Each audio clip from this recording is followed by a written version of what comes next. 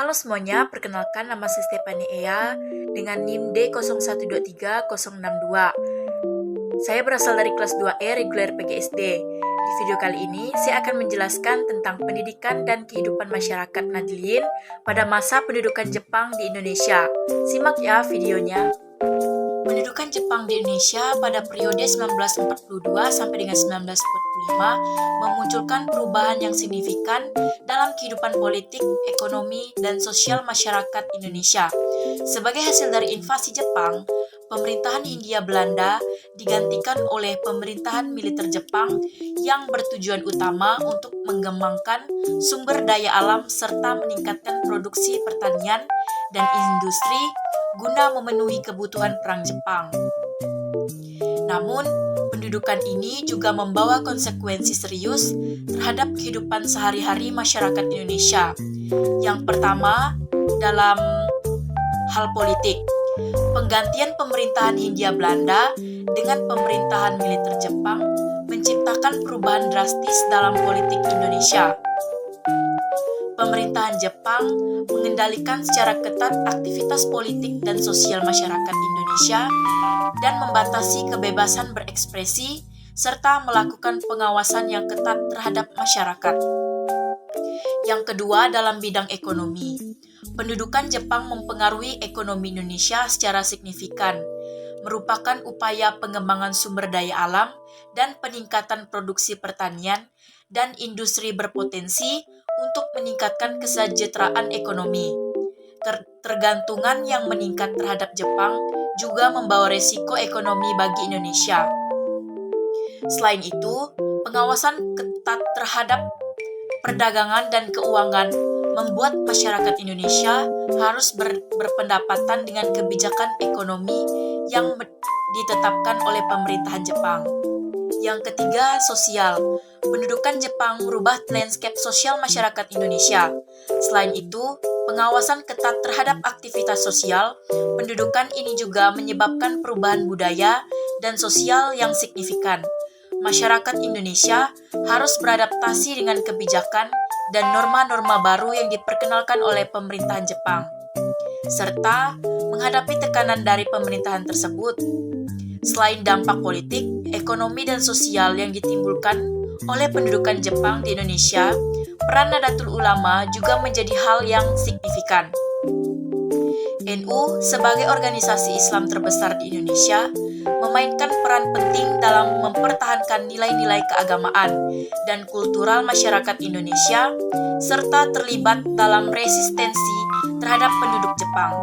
Dengan demikian, pendudukan Jepang di Indonesia tidak hanya mempengaruhi kehidupan politik, ekonomi, dan sosial masyarakat secara keseluruhan, tetapi juga membentuk peran serta respon masyarakat, termasuk peran organisasi keagamaan seperti NU dalam menghadapi perubahan tersebut. Nah, jadi rumusan masalah yang pertama yang akan saya bahas yaitu bagaimana kebijakan pendidikan yang diterapkan Jepang di Indonesia pada masa pendudukan. Yang pertama yaitu sentralisasi sistem pendidikan. Semua sekolah dari tingkat dasar hingga tinggi di bawah kontrol pemerintahan Jepang. Sekolah-sekolah Belanda dan Tionghoa ditutup dan digabungkan dengan sekolah-sekolah pribumi. Yang kedua itu kurikulum berfokus pada militerisme. Pelajaran seperti latihan fisik, sejarah Jepang, dan bahasa Jepang menjadi fokus utama. Nilai-nilai seperti kesetiaan, kepatuhan, dan pengabdian kepada Kaisar Jepang ditanam dengan kuat. Pelajaran moral menekankan Bushido atau kode etik samurai Jepang. Kegiatan ekstrakurikuler seperti Seinen Hokokai atau organisasi kepemudaan dan Seinendan atau latihan semi militer diberlakukan. Yang ketiga, pembatasan sekolah Islam. Sekolah-sekolah Islam, termasuk pesantren, diawasi ketat dan dibatasi aktivitasnya. Beberapa pesantren seperti pesantren Nahdlatul Ulama, Tebu Ireng, Jombang, diawasi dan dibatasi pergerakan kiai dan santrinya. Materi pembelajaran agama Islam dibatasi dan diawasi ketat. Yang keempat, propaganda Jepang. Kurikulum pendidikan diubah untuk memuat propaganda Jepang. seperti memuliakan Kaisar Jepang dan menyebarkan kebencian terhadap negara-negara sekutu. Buku-buku pelajaran yang memuat materi pro-belajar atau pro-barat disita dan dibakar. Lagu-lagu dan propaganda Jepang diajarkan di sekolah-sekolah. Nah, rumusan masalah yang kedua yaitu apa dampak kebijakan pendidikan Jepang terhadap pendidikan Nahdliyin. Dampak negatifnya yaitu penurunan jumlah santri, pembatasan dan pengawasan ketat terhadap sekolah-sekolah Islam, termasuk pesantren NU, menyebabkan penurunan drastis dalam jumlah santri. Banyak pesantren yang terpaksa ditutup atau aktivitasnya dibatasi. Terbatasnya akses terhadap pendidikan Islam, kurikulum pendidikan yang berfokus pada militerisme dan nasionalisme Jepang, serta propaganda anti-Islam membatasi akses santri terhadap pendidikan Islam. Pelajaran agama Islam dibatasi dan diawasi ketat dan banyak materi pembelajaran Islam yang disensor atau dilarang. Pelemahan peran kiai dan pesantren. Kiai dan pesantren kehilangan sebagian otonomi mereka dalam mengelola pendidikan Islam. Pemerintah Jepang berusaha untuk mengontrol kurikulum dan kegiatan pesantren, dan banyak kiai yang diawasi dan diintimidasi. Perpecahan internal. Kebijakan Jepang menyebabkan perpecahan internal di kalangan Nahdliyin. Sebagai kiai dan santri yang tunduk pada aturan Jepang, namun banyak juga yang menentang dan berusaha untuk mempertahankan tradisi pendidikan Jepang. Nah, yang kedua itu ada dampak positifnya. Yang pertama, munculnya semangat perlawanan kebijakan represif dan diskriminatif Jepang membangkitkan semangat perlawanan di kalangan Nahdliyin. Banyak kiai dan santri yang secara diam-diam tetap mengajarkan agama Islam kepada murid-murid mereka, dan beberapa di antaranya bahkan terlibat dalam gerakan perlawanan anti-Jepang. Yang kedua, peningkatan kesadaran akan pentingnya pendidikan Islam. Pengalaman pahit di bawah penjajahan Jepang meningkatkan kesadaran Nahdliyin akan pentingnya pendidikan Islam. Setelah kemerdekaan, Nahdliyin semakin aktif dalam mengembangkan pendidikan Islam di Indonesia. Secara keseluruhan, dampak kebijakan pendidikan Jepang terhadap pendidikan Nahdliyin lebih bersifat negatif. Kebijakan ini melemahkan pendidikan Islam di Indonesia, mengurangi jumlah santri, dan membatasi peran kiai dan pesantren. Namun, pengalaman pahit di bawah penjajahan Jepang juga membangkitkan semangat perlawanan dan meningkatkan kesadaran Nahdliyin akan pentingnya pendidikan Islam. Setelah kemerdekaan, Nahdliyin berperan penting dalam pemulihan dan pengembangan pendidikan Islam di Indonesia. Saat ini, Nahdliyin mengelola ribuan pesantren dan lembaga pendidikan Islam lainnya, dan terus berusaha untuk melestarikan dan mengembangkan tradisi pendidikan Islam di Indonesia. Nah, jadi rumusan masalah yang ketiga yaitu bagaimana kondisi kehidupan sosial ekonomi masyarakat Nahdliyin pada masa pendudukan Jepang. Jadi, kehidupan sosial ekonomi masyarakat Nahdliyin pada masa pendudukan Jepang mengalami kemerosotan yang signifikan. Beberapa faktor utama yang menyebabkan kemerosotan ini adalah 1. Eksploitasi ekonomi oleh Jepang.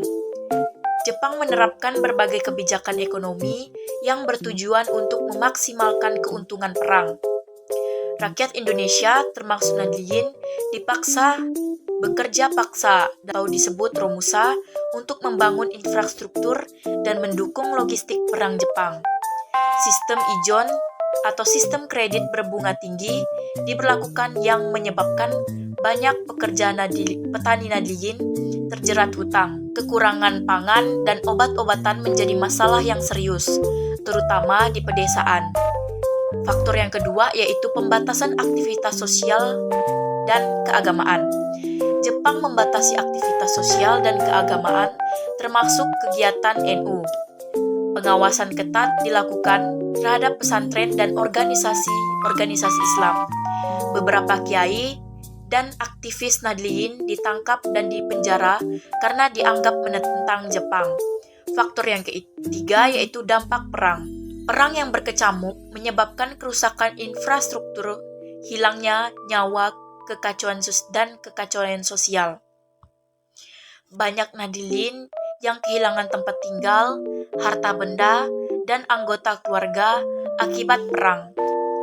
Akibat dari faktor-faktor tersebut, kehidupan sosial ekonomi masyarakat Nahdliyin pada masa pendudukan Jepang menjadi sangat sulit. Mereka mengalami kemiskinan, kelaparan, dan penyakit.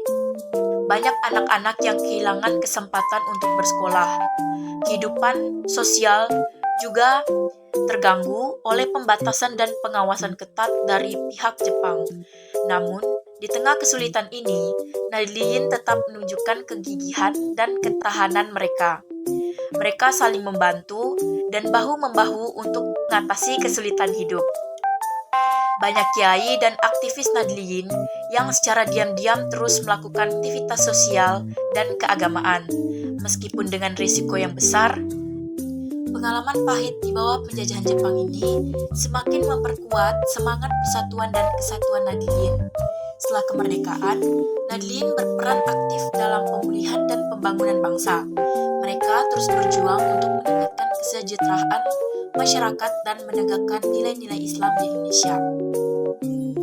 Penting untuk dicatat bahwa kondisi kehidupan sosial ekonomi masyarakat Nahdliyin pada masa pendudukan Jepang mungkin berbeda-beda di setiap daerahnya. Namun, secara umum, mereka mengalami kemerosotan yang signifikan akibat eksploitasi ekonomi, pembatasan aktivitas, dan dampak perang. Rumusan masalah yang keempat yaitu apa strategi adaptasi yang dilakukan oleh Nahdliyin untuk menghadapi kondisi masa pendudukan Jepang. Untuk menghadapi kondisi tersebut, Nahdliyin menerapkan berbagai strategi adaptasi, di antaranya yaitu taktik takiyah. Nahdliyin mengadopsi taktik takiyah, yaitu berpura-pura tunduk kepada Jepang untuk menghindari persekusi dan pembatasan yang lebih keras. Kiai dan aktivis Nahdliyin berhati-hati dalam menyampaikan pesan dan kritik mereka terhadap Jepang, dan seringkali menggunakan bahasa yang simbolik dan terselubung.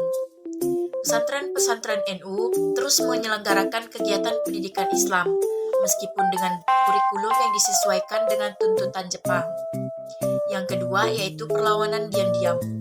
Nahdliyin melakukan perlawanan secara diam-diam terhadap Jepang seperti mengajarkan agama Islam secara diam-diam kepada murid-murid pesantren dan masyarakat umum, menyembunyikan buku-buku dan dokumen penting yang berisi materi Islam, memberikan bantuan dan dukungan kepada para pejuang kemerdekaan secara diam-diam. Yang ketiga, memperkuat solidaritas internasional. Nahdliyin memperkuat solidaritas internasional di antara anggotanya untuk saling membantu dan mendukung dalam menghadapi kesulitan. Kegiatan sosial dan keagamaan diintensifkan untuk memperkuat persatuan dan semangat juang Nahdliyin. Jaringan komunikasi dan kerjasama antar pesantren dan organisasi NU diperkuat untuk saling bertukar informasi dan strategi. Yang keempat yaitu diplomasi. Nahdliyin diplomasi dengan pihak Jepang untuk mendapatkan kelonggaran dan kemudahan dalam menjalankan aktivitasnya. Kiai dan aktivis NU berusaha untuk menjalin hubungan baik dengan para pejabat Jepang agar dapat meminimalisir persekusi dan pembatasan.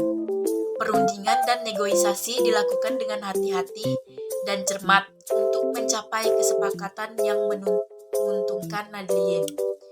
Nah, jadi kesimpulannya, pendudukan Jepang telah memberikan dampak yang besar terhadap masyarakat Nahdliyin, khususnya dalam bidang pendidikan, nilai-nilai, dan budaya. Selama masa pendudukan, terjadi perubahan dalam struktur kurikulum dan metode pengajaran dengan tujuan untuk memenuhi kepentingan pendudukan Jepang. Meskipun ada upaya penolakan terhadap upaya Nipponisasi, masyarakat Nahdliyin tetap memiliki peran yang sangat signifikan dalam melawan pendudukan Jepang, terutama dalam bidang pendidikan dan aktivitas sosial politik. Mereka juga berjuang keras dalam mempertahankan nilai-nilai Islam dan kebudayaan mereka.